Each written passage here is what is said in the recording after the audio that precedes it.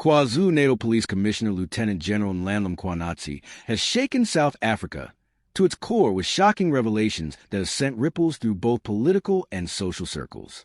In a recent high-level briefing, Mkhwanazi confirmed that a large weapons cache discovered at the luxury Lucia residence of businesswoman and television personality Shauwn Mkhwize is directly linked to the controversial security boss, Vusumuzi cat Matlala. The statement has set the stage for one of the most talked-about scandals of the year, exposing a complex web connecting crime, power, and influence in South Africa's elite circles. According to Mkhwanazi, the police seized over 40 firearms, including rifles, pistols, and other restricted weapons, during a raid conducted in November 2024. These were not just random weapons or untraceable guns bought off the street. Investigators later discovered that the firearms were legally registered to Cat VIP Protection, a private security company owned by Matlala himself. What made this revelation so explosive was that these weapons were found in a private home, one that was not licensed for storing such an arsenal. Mkhwanazi made it clear that this was no matter of speculation. His exact words were, "These weapons are legally registered to Cat VIP Protection, not MaMkhize's."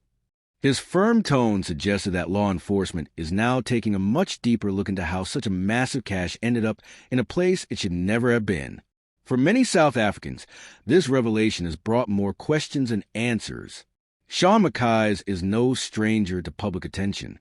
Known for her lavish lifestyle, high-profile friendships, and philanthropic ventures, she is seen as one of the most influential businesswomen in KwaZulu-Natal.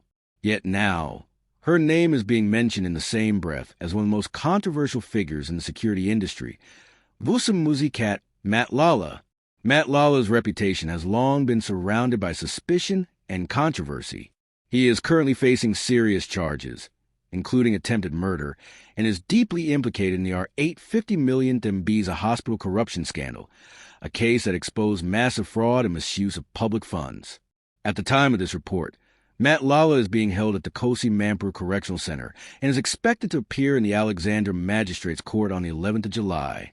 What has stunned the public even more is Mkhwanazi's claim that there might be political interference in the investigation. During his briefing, he did not shy away from naming names. He alleged that Police Minister Senzo Mchunu may have played a role in protecting Matlala and his operations. He pointed to cell phone records that allegedly show communication between Mchunu and individuals closely associated with Cat VIP Protection. These are serious claims that, if proven true, could shake the foundations of South Africa's law enforcement and political systems. Following these explosive revelations, Parliament's Portfolio Committee on Police, led by Ian Cameron, announced that it would be calling for an urgent inquiry into the entire matter.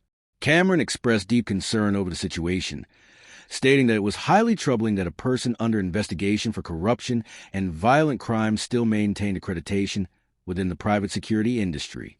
He said his committee had already sent a formal letter to the Speaker of Parliament, demanding a full-scale investigation into how this was allowed to happen and who might be involved in covering it up. Public reaction to this development has been fierce. Many citizens are outraged, expressing their disbelief that such things continue to occur in a country already battling corruption and lawlessness. Social media platforms have exploded with discussions, memes, and videos demanding accountability. Some have defended MaMkhize, insisting that she might have been unaware of the nature of the weapons stored in her home.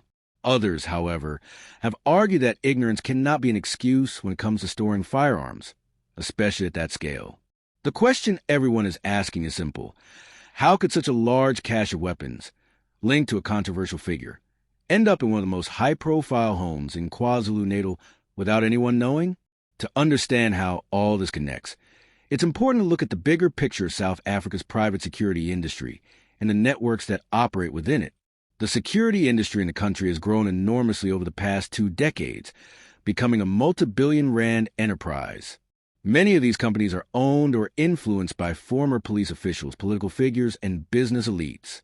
This has created an environment where power, money, and access often collide. Cat VIP Protection, Matlala's company, is one of the many that gain prominence by offering personal security services to high-profile individuals, celebrities, and government-connected clients. But behind that image of professionalism, numerous allegations have surfaced over the years, linking the company to violent incidents, intimidation tactics, and even political manipulation. Lieutenant General Mkhwanazi's decision to go public with this information is being seen by many as both courageous and risky. He has positioned himself as a defender of transparency and integrity, often clashing with political figures who prefer to keep things behind closed doors. This move could strengthen his reputation as one of the few high-ranking officers willing to take on corruption, but it also puts him in the crosshairs of those who would prefer silence. His statement about cell phone communication between Mchunu and Matlala's network has opened a Pandora's box, and many expect that more names could soon be revealed as investigations progress. For Shauwn Mkhize, the situation is a public relations nightmare. Her brand, built on the image of a powerful, self-made woman who inspires others, now faces a serious test. Even if she is eventually cleared of wrongdoing, the association with a man like Matlala and the discovery of weapons at her residence will leave a lasting stain. Some of her supporters argue that she might have been caught in the crossfire of someone else's corruption, possibly unaware that her residence was being used as storage. Yet others believe that her ties to powerful individuals in both business and politics mean she could not have been entirely in the dark. Meanwhile, public trust in the system continues to erode. The recurring theme in all of this is how the powerful often appear to live above the law, while ordinary citizens suffer the consequences of a broken system. South Africans are becoming increasingly vocal about the need for accountability, transparency, and justice, values that are too often compromised when politics and crime intersect. The unfolding story around Mkhwanazi, MaMkhize's, and Matlala might just be the breaking point that forces the authorities to finally confront the deep-rooted corruption within the system. As this saga develops, one thing is clear. The eyes of the nation are watching. The next few months will be crucial, not only for those directly involved, but also for South Africa's reputation in the global fight against corruption. If the investigation proceeds honestly and transparently, it could mark a turning point for justice in the country. But if it is buried under political influence, it will only deepen public cynicism and confirm what many already suspect, that those in power can get away with almost anything. In the end, the story of the weapons at MaMkhize's mansion is more than just a headline about guns and corruption. It represents a mirror reflecting the deeper issues of power, accountability, and privilege in South Africa. It challenges citizens to ask hard questions about who really controls the system and what kind of nation they want to live in. If you found this video informative, don't forget to hit the like button and subscribe to the channel for more in-depth political analysis and breaking updates. Share your thoughts in the comments below. What do you think about Mkhwanazi's revelations?